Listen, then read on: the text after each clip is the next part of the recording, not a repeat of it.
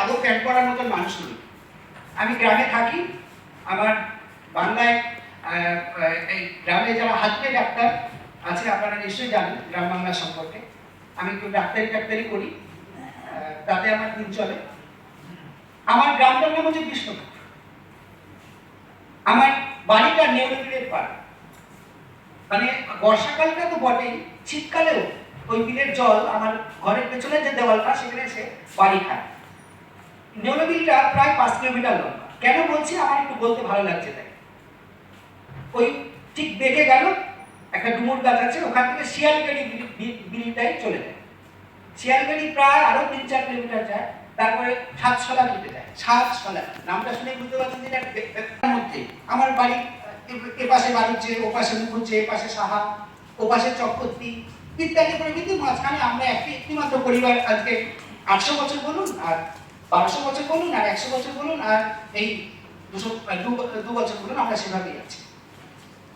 আমার কাছে এই যে গ্রামটা, আর আমার গ্রামটার আরেকটা বৈশিষ্ট্য হচ্ছে যে আমার গ্রামটা বনগা থেকে খুব কাছে। বনগা মানে আপনারা নিশ্চয়ই জানেন যে ভারত বাংলাদেশের মেইন করিডোর, বেনাপোল, পেট্রাপোল। এখান থেকে প্রচুর জিনিসপত্র তো পাচার হয়, মানুষ আসে প্রত্যেকটা দিন। আমার ঠাকুরদার কাজ ছিল একটা হ্যারিকেন নিয়ে আমাদের বিষ্ণুপুর যে বাস স্ট্যান্ড সেখানে দাঁড়িয়ে থাকা, যে সন্ধ্যেবেলা কারা বাংলাদেশ থেকে আসছে। আর আমার ঠাকুরদার যেহেতু অনেক জমি ছিল, অনেক মানে অতটা অনেক নয়, 30-40 বিঘা। আমাদের ওই গ্রামের অনুপাতে 30-40 বিঘাটা অনেকটা ছিল। ওই সেই মানুষগুলোকে এনে ধরে ধরে বসতি দিতেন যে 2 মাস 3 মাস থাকো বাবা, তারপর তোমরা তোমাদের মতন জায়গা নিয়ে এর মধ্যে চলে যাও। এতে আমাদের জমি জায়গা সব চলে গেছে। আমাদের পাড়ায় একটা কালী মন্দিরের দরকার ছিল। আমার ঠাকুরদা মরে যাওয়ার জাস্ট 2 দিন আগে বলে গেছিল ওই জমিটা কালী মন্দিরের জন্য দিয়ে গেলাম। উনি জীবনে ওনার 78 বছর বেঁচে ছিলেন, উনি কোনোদিন এক ওয়াক্ত নামাজ পড়েননি, উনি কোনো মসজিদে যাননি, মন্দিরে যাননি, কোনোদিনও যাননি, কোনো কারণে যাননি। ইভেন আমাদের ফ্যামিলিতেও যে হিন্দুদের যে চিহ্ন বা মুসলমানের যে চিহ্ন, এটা কোনোটাই বহন করা হয় না। তার মানে কি আমরা কি নাস্তিক? আমরা নাস্তিক নই। আমাদের বাড়িতে একটা সাদিকের সঙ্গে কথা হচ্ছিল, দহলিজ বা দলিজ বলে একটা ঘর, বাইরের ঘর, বাংলায় বলে বাইরের ঘর। আমাদের বাড়িতে মানে যেমন ছাগল পোষে, গরু পোষে, আমাদের বাড়িতে রেওয়াজ হচ্ছে দলিজ ঘরটা পোষা, প্রত্যেকটা দিন ঠিকঠাক করে তরিজুত করে রাখা, দেখভাল করা। তার কারণটা হচ্ছে প্রতিদিন আজও হয়তো আজকে যখন আমি বাড়িতে যাবো রাত 1-1:30টার দিকে, তখনও দেখবো হয়তো 4-5 জন ফকির ওখানে শুয়ে আছে। এই ফকির মানে কিন্তু এরা ভিখারি নয়, এরা বাউল, এরা কর্তা ভাজা, এরা বৈষ্ণব, এরা ইত্যাদি প্রভৃতি। কেউ লালন মতে আছে। এটা নদিয়া ডিস্ট্রিক্টের একটা অদ্ভুত স্বভাব। সেই স্বভাবের সমস্ত চিহ্ন আমাদের বাড়িতে, যার ফলে যে আমাদের আজকের যে বিষয়, সে কৃষক আন্দোলন, সেই জায়গাটা আসা আমার পক্ষে খুব মুশকিল। কারণ কি, আমি খুব ছোটবেলা থেকেই দেখেছি যে আমাদের ওখানে এই যে এত বিল মানে এত মাছ মানে অত সেই মাছ কেন্দ্রিক মানুষের জীবনযাপন, প্রচুর মানুষ চুরি হওয়া। আমাদের গীতা কৃষি, ভোগী কৃষি বলে 2টো মেয়ে আমার বাড়ির ঠিক পেছনে বাড়ি, তারা দেখলাম একসময় বিহারে পাচার হয়ে গেল। আমাদের ওখানকার ইসলামের বউ সে বিহারে পাচার হয়ে গেল। টিকলি বলে এক মহিলা পাচার হয়ে গেল। আমি আজকেও যখন কলকাতায় আসছি, তখন আমার এক কাকিমা বলছে আমার জন্য এইটা এনে দিস, কেউ বলছে সিঁদুর দাঁড়িয়ে এনে দিস। আমাদের কাছে কলকাতা মানে অতটাই একটা সাংঘাতিক হতবাক হওয়ার মতন জায়গা। আমাদের কাছে সাহিত্য জগৎটাও কি কতখানি হতবাক হওয়ার জায়গা। আমি বললাম আপনারা হয়তো ভাবছেন এটা বিনয় বা বলার জন্য বলছি। আমি এই প্রথম বোধহয় এতগুলো শিক্ষিত মানুষ একসঙ্গে দেখছি। তাহলে আমি স্কুলে যাইনি? হ্যাঁ, আমি স্কুলে গিয়েছিলাম। আমি স্কুলে গিয়ে দেখেছি আমারই মতন পোঙা আলগা করে ছেলে মেয়েরাই ওখানে ভর্তি হতো। সেখানে কারো পোশাক আশাক, হ্যাঁ তার মানে কি সেখানে সতীশটা দুধের ছেলে পড়তো না? পড়তো, কিন্তু তারাও যেহেতু আমাদের সঙ্গে পড়তো, তাদের বাড়িরও একটা অনুশাসন ছিল, তোমাকেও রবন করে খালি পায়ে, প্যান্টটা তুমি ভালো করেছো, কিন্তু খালি পায়ে স্কুলে যেতে হবে। প্যান্ট তোমার ক্লাসের সব বন্ধুরাই আজও সেই গ্রামে, আমাদের গ্রামে এখনো কিছু স্বভাব বেঁচে আছে বলেই আমরা এখনো গ্রামটাকে আঁকড়ে ধরি বুকের মধ্যে। আমার বাড়িতে ধরুন প্রতিদিন রাত্রে যে ফকিররা আসে, তাদেরকে আমরা খেতে দিই না, তারা এসে শুধু রাত্রেটাকে থাকে। এবং তারা হিন্দু না মুসলমান, আমরা হিন্দু না তারা মুসলমান, আমাদের এই নিয়ে কোনো প্রশ্নও আসে না। কারণ আমাদের লড়াইটা মূলত আরো অন্য জায়গা, শুধু কৃষক লড়াই, আমাদের লড়াইটা হচ্ছে মানুষের বাঁচার লড়াই। আপনাদের মনে আছে তাই জানি না, বাকাল নদী বলে একটা নদী আছে পশ্চিমবঙ্গে, এই তথা ভারতবর্ষে, এশিয়া মহাদেশে। সেই নদীতে, নদীর পাশ দিয়ে হাঁটতে হাঁটতে কুমোরডাঙ্গা বলে একটা গ্রাম, সরি, সেই গ্রামে একটি মেয়ে স্কুল দিদিমণি, সে যখন হাঁটতো সে শুনতে পেত যে নদীটা যেন কাঁদছে। সে প্রতিদিন ভাবতে ভাবতে ভাবতো যে কেন আমি কান্নাটা কেন শুনতে পাই। সে আপন মনে, আর এই কথাগুলো এমনই একটা কথা, আমি যদি কাউকে বলি যে নদী কেন কাঁদতে বলবে, সেটা পাবো, মাথার তার কেটে গেছে, বলতে পারতো না। আবার দেখুন, বাঁশবাড়ি বলে যে গ্রাম, সেখানে হাসুলি বলে যে বাঁধটা আছে, সেখানে যে বাঁশবাগানটা আছে, সেখানে কিন্তু কেউ শীষ দিত। দেখুন আমাদের সময় কত পাল্টে লাভ দেয়। একটা সময় কাজ ছিল, কে যেন কাজ ছিল, আবার সেই কে যেন শীষ দিতে শুরু করলো। আমরা সাধারণত ছোটবেলায় যারা আমাদের পাড়ার এক মাস্টারমশাই কল্যাণে আমাদের ইংরেজি কথা কি করে বলতে হয় শেখায়। তা আমার ঠাকুরদা ব্যক্তিগতভাবে একটা খুব আপত্তি ছিল, ঠাকুর রামকৃষ্ণেরও ছিল, যেভাবে ইংরেজিটা শিখিস না, গড় করে হাঁটা শিখ, অর্থাৎ আমি মানুষ থাকতে পারবো না, তাই শীষ দেওয়াটা বোধ হয় সেরকম কিছু। আবার দেখুন, আমার একটা খুব মালেক বলে আমার একটা মানুষ আছে, আমার জীবনে মানুষ, সত্যিকারের মানুষ। এই মালেক একটা হিন্দু মেয়েকে বিয়ে করে, তার কাছে কিন্তু জানেই না যে আমি যাকে বিয়ে, মানে যাকে আমি ভালোবাসছি, যে রাত্রেবেলা কলা বাগানের আড়ালে ব্লাউজটা খুলে দিতে বলছে, বা শিয়ালের মতন ঠ্যাং তুলে যে মেয়েটার শরীরে সে দাপাদাপি করে বেড়াচ্ছে, কেউ জানেও না, হয়তো ওই অর্থে জানে না, আমাদের অর্থে জানে না। যে অর্থে আমরা লুৎফর রহমান হয়ে কলকাতায় আসি, যে অর্থে মানুষ এখানে আছে, সেই অর্থে ওরা জানে না। সেই মানে তারা একে অপরকে ভালোবাসে, পঞ্চায়েত থেকে বলেছে ঘর থেকে, ঘরটা আর দেয় না। কারণ কি, মালিক যে মেয়েটার সঙ্গে ঘর করে, মানে ওই অর্থে ঘর করে, লিভ টুগেদার নয়, কারণ দুজনেই কর্মচারী। এ সাহাবাড়িতে থালা বাসন ধোয়, আর ও মনসুর মৌলানার বাড়িতে ওই যে উঠোনে যায়, এখানে জঙ্গল, ওখানে হ্যানা তানা, এই সমস্ত কাজ করে। মানে ন্যূনতম কাজ করার ক্ষমতাও তাদের নেই, সেই যোগ্যতাও তাদের নেই, মাঠে কাজ করবে সেই যোগ্যতা নেই, এইরকম টাইপের মানুষ। তা আমি শেষ কথাটা বলি যে মালিক বলো মরে যাচ্ছে, তখন সেই যমুনা মৌলাকে জিজ্ঞাসা করছে, মৌলা আমি আর তোমার কেরিয়া মুজারে আমি আর কতদিন বসে থাকবো, তোমার বাড়ি কত দূর? একটা মানুষ, একটা পুরুষ একটা নারীর প্রেমে পড়লো, একটা তারা স্বপ্ন দেখবে, এক পৃথিবী স্বপ্ন, তাদের বাচ্চা হবে, দুনিয়া দেখনদারি হবে, তাদের একটা নাম হবে, ততদিনও পর্যন্ত তার নিজের ঠিকানাটা বলতে পারেনি। অর্থাৎ আমি শুধু একটা জার্নির কথা বলছি, যে ওই যে কান্না, বাকাল নদীর কান্না, আর এই হাসিলু কাকের ওই শীষ, আর এই যে এই মেয়েটি যখন জিজ্ঞাসা করছে যে মহলা তোমার বাড়ি কত দূর, আমার কাছে মানুষের আজও কি আমরা জানি, গ্রাম বাংলা তথা ভারতবর্ষ তথা পশ্চিমবঙ্গ, আমরা যে জগতেই থাকি না কেন, যে জগৎটা আমরা আজকে এখানে যারা যারা এসছেন, আপনারা বিশেষ সুবিধা প্রাপ্ত সমাজের মানুষ। আপনাদের জন্য ট্রেন, আপনাদের জন্য ব্যাংক, আপনাদের জন্য রাষ্ট্র, আপনাদের জন্য নির্বাচন, আপনাদের জন্য সবকিছু।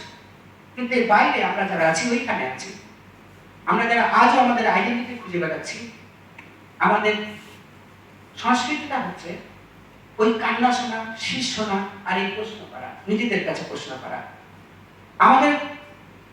আমাদেরকে দাঁড় করানোর জন্য তো দুটো জিনিস আপনাদের দান, এক হচ্ছে সভ্যতা, আর এক হচ্ছে ধর্ম। সভ্যতা দিয়েছেন একভাবে, আমাদেরকে সভ্য করেছেন, ইংরেজি শিখতে বলেছেন, ফরাসি শিখতে বলেছেন, আমরা কত কত দারুণ দারুণ নাম শিখেছি, আমরা রবি ঠাকুর পেয়েছি, আর ধর্ম পেয়েছি, খ্রিস্টানিটি পেয়েছি, ইসলাম পেয়েছি, হিন্দুইজম পেয়েছি, এত মাইথোলজি, এত বড় বড় জ্ঞান বিজ্ঞান, এত সুন্দর সুন্দর। আপনাদের তৈরি করা একটা সংস্কৃতিও আমাদের দিয়েছেন, অদ্ভুত সংস্কৃতি। হারমোনিয়াম রাখতে হবে, রবি ঠাকুর গাইতে হবে, নজরুল সন্ধ্যা করতে হবে, সুকান্ত সন্ধ্যা করতে হবে, হালে আরো অনেক কিছু করতে হবে। কিন্তু আমাদের যে সংস্কৃতি, সেটা কি তাই? আমরা যেখানে থাকি, আমরা যে জন্মটার মধ্যে আমরা আছি, সেখানে কতটুকু আমাদের এই আপনাদের এই সমাজ, এই সভ্যতা, এই রাষ্ট্র, এই কৃষি বিপ্লব, এই কৃষি, এই না কৃষি, আজও কতটুকু আছে? আমার তো খুব আমার মনেই হয়, আল্লাহ আল্লাহ করি মুই, পীর পীর করি মুই, পীর নেই ঘরে, লক্ষ্মী পুজোর পুজো খেয়ে আলে নামাজ পড়ে বসে। এই গানটা যে গাইছে সে আমার বাড়ির বারান্দায় গাইছে। আপনারা আবার শুনুন, পীর পীর করি মুই পীর নেই ঘরে, লক্ষ্মী পুজোর পুজো খেয়ে হুজুর আলেম নামাজ পড়ে। যে নামাজ পড়ে সে লক্ষ্মী পুজোর পুজো খাবে কেন? আপনি বলবেন সহজিয়া, নদিয়া ডিস্ট্রিক্টেও তো সহজিয়া। আমাদের এই ক্রাইসিস, আমাদের নিজেদের চেনার ক্রাইসিস, মানুষ হয়ে ওঠার ক্রাইসিস। আপনাদের মধ্যে অনেক বড় বড় মানুষ আছে, আমাদের মধ্যে আজও মানুষ শব্দটাই আমার কাছে কোনো পরিমাপ নেই। আপনাদের মধ্যে 6 ফুট মানুষের উচ্চতা, আমার কাছে একটা বায়বীয়। এই যে আজকে দেখলাম কলকাতা, আজকে দেখছি আপনাদের, তার মানে আমি বুঝে গেলাম যে মানুষগুলো এরকম হয়। আমাদের কাছে এইটুকুও নেই। আমাদের সাহিত্যটা আমাদের জীবনের একচুল বাইরে নয়, একচুল বাইরে নয়। আমি হাতেম সাহেব বলে, মানে এটা অন্যরকম ভাবে বলছি, আমার বলতে হয়তো লজ্জাই করবে। এবছর হয়তো একটা আমার জীবনের প্রথম উপন্যাসটা বেরোবে। এর আগে 1997 সালে আমার একটি মাত্র গল্প গ্রন্থ বেরিয়েছিল, তারপরে এই হাতেম সাহেবের একই গল্প। সে চায়ের দোকানিকে চা চাইতে পারে না, এই সরে দাঁড়া, ও দাদা একটু চা হবে, এই সরে দাঁড়া। তাকে ভালোবেসে ফেলেছে একটি মেয়ে, তাকে বলেছে যে কেক কিনে নিয়ে আসো না। একটা ব্যাংকের লাইনে গেছে ফর্ম তুলতে, সে কেক কিনতে গেছে। আপনি বলবেন এই বাবা এই আছে নাকি, আপনার হাতে ডিজিটাল ফোন, তার হাতে ডিজিটাল ফোন, আমরা একই পৃথিবীর বাসিন্দা। হ্যাঁ, সব কেক কিনতে গেছে। তা সে কি করেছে, বাপুজি কেক পাওয়া যায় আমাদের গ্রামে, বাপুজি কেক কিনে নিয়ে এসে। এবার মেয়েটা খুব খেপে গেছে, তোমার কাছে 50 টাকা দিলাম, তুমি 5 টাকার বাপুজি কেক নিয়ে এসছো। সেটুকু কিনতেও তাকে শুনে আনতে হয়েছে যে কেকের দোকান কি চায়ের দোকান, কেকের দোকান মানে ওই মনোহারি দোকান ইত্যাদি প্রভৃতি। এই করতে করতে তার অনেকটা সময় চলে গেছে। যে মানুষটা কথা বলতে পারে না, যাকে জিজ্ঞেস করা তোমার নাম কি, আমার নাম সাদেক মন্ডল, আপনি শুনলেন সাদেক মন্ডল, আপনি শুনলেন সাদেক মন্ডল, আপনি লিখে দিলেন দত্ত সহায়িকা দয়াকার ক, তার রেশন কার্ডে হয়তো তার লেখা আছে 6 দয়াকার ক। আপনি জিজ্ঞাসা করলেন যে তোর নাম কি, আমার নাম সোনাপ মন্ডল, আপনি শুনলেন SURAP দন্ত সায়সু রয়াকার প লিখে দিলেন আধার কার্ডে। তার রেশন কার্ডে লেখা আছে ছয়সু রয়াকার প, তার ভোটার কার্ডে কি লেখা আছে বললাম না। আমরা তো আজও হয়েই উঠতে পারলাম না, আমাদের মানুষগুলো আজ পর্যন্ত হয়েই উঠতে পারলো না। আমার ভগী পিসি রতন মোড়ে গেলে আমাদের বাড়ির পেছনে একটা পুকুর আছে, হালদার পুকুর। সেই পুকুরে আমাদের ওখানে যেহেতু খুব গ্রাম আর খুব গরিব শ্রেণীর মানুষ, বললাম মওলা জেলে। মওলা মানে কিন্তু এখানে ঈশ্বর বা প্রভু প্রভু না, মওলা মানে হচ্ছে মুসলমানদের ভিতরে এক শ্রেণীর, আপনাদের মানে হিন্দু সম্প্রদায়ের ভিতরে যেমন ST আছে, মুসলমানদের ভিতরে ওই ধরনের একটা টাইপ আছে। তাদের কাছে আল্লাহ নেই, রসুলও নেই, কিন্তু এই মুসলমান পাড়ায় যেহেতু ঢুকতে হয় তাই তাদের দাঁড়িয়ে রাখতে হয়, নইলে এই মুসলমানদের সাপোর্ট ওরা পায় না। ওরা হচ্ছে মওলা সম্প্রদায়। দেখ এই যে এই মওলারা, আমাদের পিছনে একটা পুকুর আছে, সেই পুকুরে আর ওখানে আছে দুলে বাগদি, তারা গঙ্গার নিয়ে যাবে সে পরিস্থিতি সবার নেই, এখন হালে হয়েছে। ওই পুকুরে ওই পিন্ডি দেয়, আতপ চাল, কলা ইত্যাদি প্রভৃতি। তা আমার বাড়ির পিসি, ওই যে বললাম ভগী পিসি, ওর যে একটা ভাই রতন, অবিকল আমার বয়সী, 2 দিনের বড়, ও আমি 2 দিনের ছোট। আমি আর পুকুর পাড়ে খেলছি, ও কখন কখন সেই হবিষ্যি বলে বা যাই বলে না কেন, একটা মালসার মধ্যে গুলো রাখা ছিল, সেগুলো সব খেয়ে ফেলেছে। যথারীতি যা হওয়ার হয়েছে, রাতের মধ্যে পেট ফুলে মারা গেছে। আমি কিন্তু এইটা দেখতে দেখতে গেছি। আজকে যখন কলকাতায় আসবো তখন ওই ভগী পিসির মা, তার রতন মারা গেছে ওইভাবে। ভগী মানে ভগবতী এবং গীতা দুজনের বিহারে বিক্রি হয়ে গেছে। কি কারণে? ওর মাই বিক্রি করেছে, অন্য কেউ কারণে। কেন বিহারিকে এসছে 5,000 5,000 10,000 টাকা দিয়েছে, আমাদের ওখানে আপনি আছে, আমাদের শাহিদাকে নিয়ে গেছে, আমাদের কুলসুমকে নিয়ে গেছে, নুরজানকে নিয়ে গেছে। তাহলে আমরা কি করি? আমাদের গ্রামের মেয়েরা বিক্রি হয়ে যায়, আমাদের গ্রামের ছেলেরা কেরালায় কাজে যায়, সেটেলিং এর কাজে যায়, বাড়ি আসে ইত্যাদি প্রভৃতি HIV আক্রান্ত সব হয়ে। আমাদের গ্রামের 18 জন ছেলে এই কয়েকদিন আগে আপনাদের সারা পৃথিবী জুড়ে যে মৎস্যটা হলো, অশোকের মৎস্য, হাঁটতে হাঁটতে আসছিল। তাদেরকে আমাদের বলতে দিলে যে খালটা আছে, একটা বট গাছ আছে, সে তার নিজের স্বভাবে বাড়ছে, কবে বেড়েছে, কবে বড় হয়েছে, আবার কবে ভাঙবে, তার তলে একটা ঘর করা আছে, সেখানে তাদের রেখে দেওয়া হয়েছিল কয়েকদিন। তাদের মধ্যে 6 জন মারাই গেল। কেউ হিন্দু ছিল, কেউ মুসলমানও ছিল, তারা মরেই গেল। তাদেরকে কোথায় পোতা হলো? ওই বলতে বলে সবচেয়ে নিচের যে পোতা, মানে ডাঙা, যেখানে জলটা দেখা যাচ্ছে আজকে জল নেই, কিন্তু একটু একটা মেঘ ঘন্টা হলেই জলটা ঢেকে যাবে, সবাইকে গো পোতা করা হলো। গোদান পোতা আমাদের গ্রামের বাড়ির ভিতরে বলে গোদান পোতা, মানে পা কোন দিক মাথা কোন দিক দেখার দরকার নেই। মুসলমানরা মরে গেলে মাথাটা উত্তর দিকে, পাটা দক্ষিণ দিকে দিয়ে কবর করা হয়, 3 হাত গর্ত করা হয়, 3 হাত চওড়া লম্বা ইত্যাদি। আমার চেয়ে সাদিক আরো ভালো বলতে পারবে। যাই হোক, এইভাবে আমাদের মানুষগুলো হচ্ছে এই মানুষ। আমাদের সমাজে আজ পর্যন্ত একটা রামমোহন জন্মায়নি, একটা বিদ্যাসাগর জন্মায়নি। হ্যাঁ, বিদ্যাসাগর জন্মেছে বলে বর্ণমালা আমরা স্কুলে ভর্তি হতে পেরেছি, পাউরুটি পেতাম স্কুলে গিয়ে। আমাদের বাচ্চারা এখন যেমন মিড ডে মিল পায়, এবং সেখানে আমার মাস্টারমশাইরা বলে, একদম স্রেফ এই ভাষাতেই বলে যে এত লেখাপড়া শিখেছি এই কানাবাড়াদের ছেলে মেয়েদের লেখাপড়া শেখানোর জন্য। সুতরাং আমাদের তো বিবেকানন্দও নেই, আমাদের রামমোহন নেই, আমাদের রবি ঠাকুর নেই। মানে রবি ঠাকুর বুঝতে গেলে একটা হারমোনিয়াম লাগে, একটা গীত গীতার কেনা লাগে। আমরা কোথায় পাবো? আমরা একটা দেখছি দাঁড়িয়ে আমার মেয়ে দোলন, ও বলে আপনার কোথায় যাচ্ছ? আমি কলকাতায়। ও জানে যে কলকাতা মানে রবি ঠাকুরের জায়গা, ও যে বুড়ো দাদুর জায়গায়। আমি হ্যাঁ, তা আমাদের কাছে রবি ঠাকুরও নেই। আমাদের বাড়িতে হয়তো ক্যালেন্ডার, আমরা যেহেতু একটু আলো, আমার ঠাকুরদার আমল থেকে একটুখানি খেয়ে করে বেঁচে থাকার মতো পরিস্থিতির মধ্যে থাকতে পারি, আমাদের বাড়িতে ছবি টবি আছে, তা সেখান থেকে হয়তো যাবে। আমাদের সমাজে কিচ্ছু নেই, মানুষের সমাজে কিচ্ছু নেই। এখানে কোনো হিন্দু মুসলমানও নেই।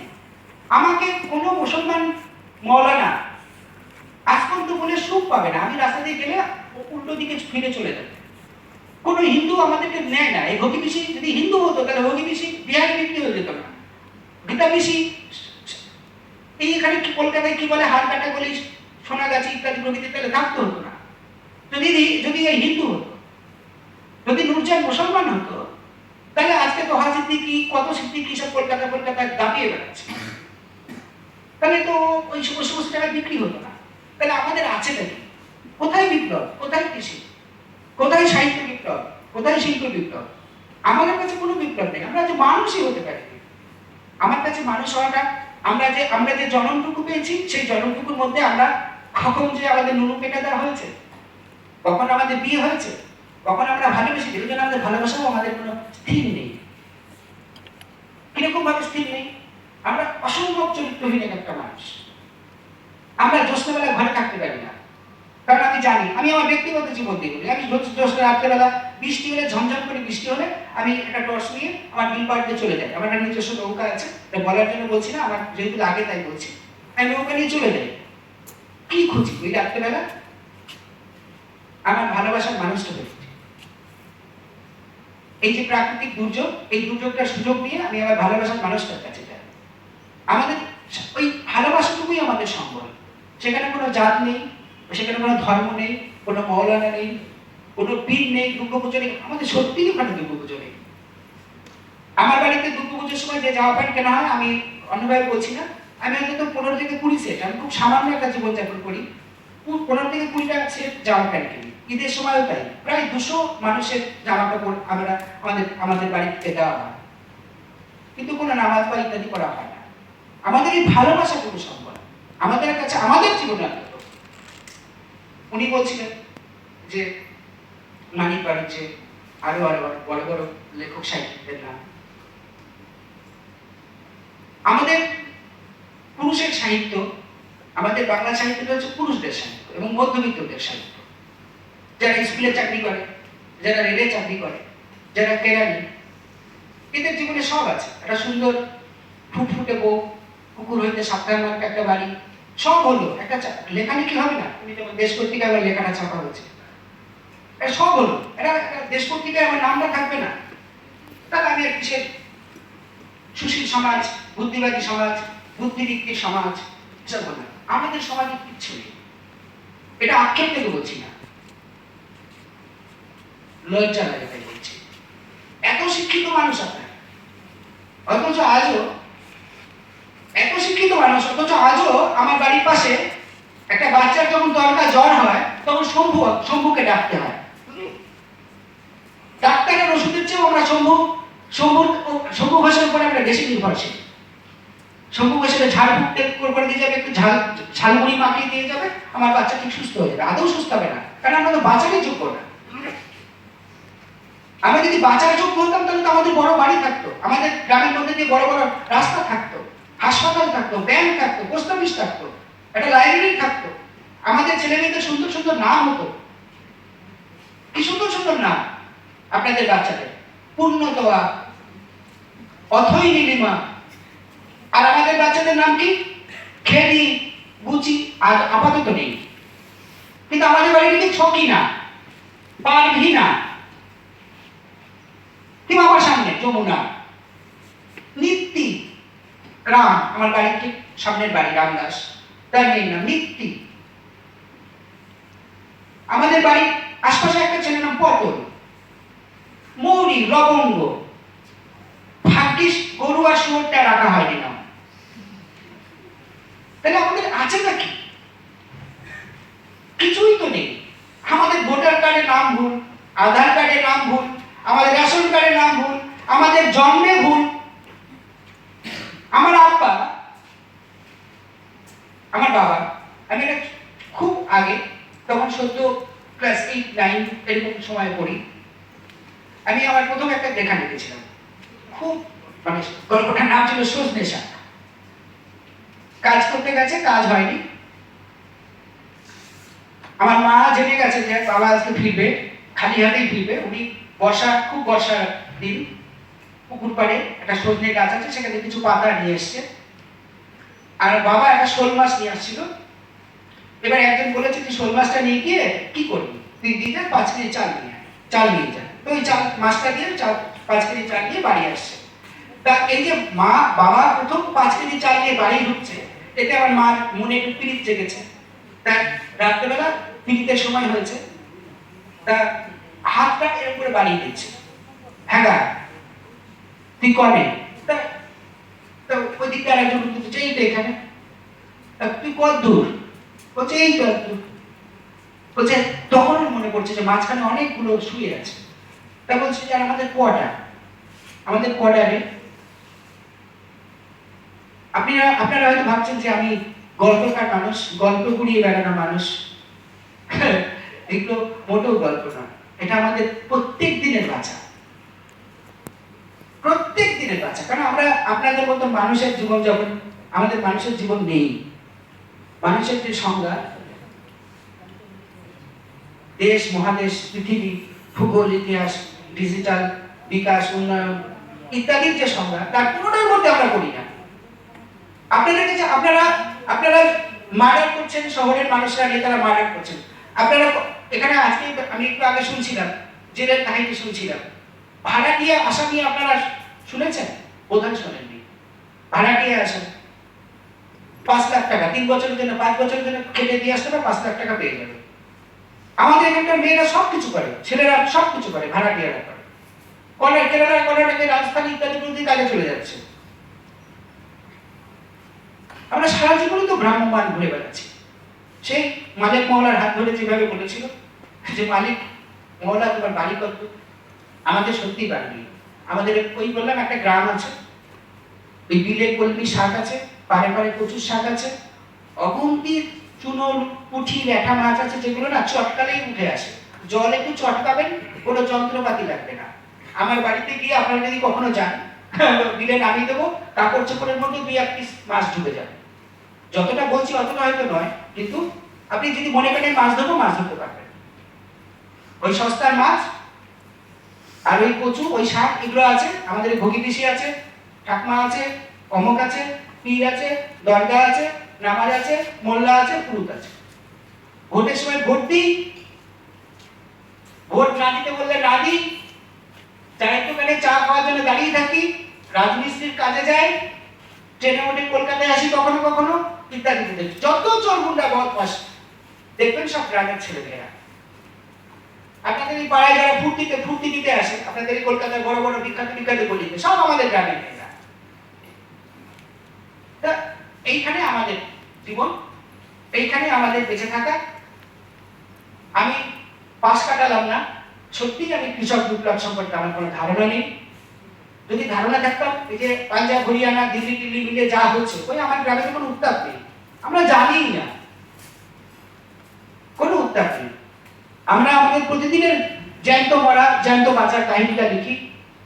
একদম আমি লিখি কারণ আমার একটু অক্ষর জ্ঞান আছে, আমি না লিখে পারি না তাই লিখি, তাই ওই জন্যই দেখেন। অথচ আমি এটাও আপনাদের বলে যাই যে আমি লিখি, আমি এমন দিন নেই যে একটা দিন, আমি 95 সাল থেকে কন্টিনিউ লিখি। কিন্তু আজ পর্যন্ত আমি কোনো ম্যাগাজিনে লেখা দিইনি, 3 থেকে 4টে পত্রিকায় লেখা, যারা আমার কাছ থেকে লেখা দিয়েছিল তাই আমি লেখা দিয়েছি। আমি কোনো পত্রিকায় লেখা দিই না, কোনো জায়গায় লেখা দিই না, কারণ আমার কোনো ইচ্ছাই করে না। আমার যে দুটো বই আছে, আমার বাড়িতে একটা কপি আপনি যদি দেন বলেন আমি দিতে পারবো না, আমি নিজে করে দেখিই নি, আমার কোনো ইচ্ছাই হয় না। আমার এই বই কারা পড়ে, 3-4টে করে প্রিন্ট হয়, প্রকাশনা হয়, ইত্যাদি প্রভৃতি হয়, আমার কোনো কিচ্ছু এসে যায় না। আন্তরিক ভাবে বলছি, বুকে হাত দিয়ে বলছি, আমার একটুও কিচ্ছু এসে যায় না। তাহলে আজকে এসছি কেন এখানে? আজকে এসছি আমার কয়েকজনকে দেখবো, আপনাদের দেখবো, তাই হয়তো আবারই আজকে একজন বলছিলেন আবার কবে আসবেন, হয়তো আবার 25 বছর পর আসার দরকার পড়ে না আমাদের। কারণ আমরা যেখানে বেঁচে আছি সেই পৃথিবী আর আপনাদের পৃথিবীর মধ্যে মানে সেই কোটি কোটি আলোকবর্ষ দূর, সে 12টা স্টেশন দূর নয়। যেখানে ছিলাম সেখানেই আছি। আগামী 100 বছর পরেও আপনাদের সঙ্গে আমাদের ওই 1 কোটি বর্ষ না কি বলে ভূগোলে কি সব লেখা আছে, কোটি কোটি আলোকবর্ষ দূর, সেরকম দূরেই থাকবো। আপনারা জানবেন, আমরাও জানবো। আমি সবাইকে আমার শ্রদ্ধা, জানি না কি বলতে কি বললাম, আমাকে মার্জনা করবেন, আমার কথা বলার অভ্যাসও কম। আপনাকে ধন্যবাদ। ধন্যবাদ ডক্টর রহমানকে। তিনি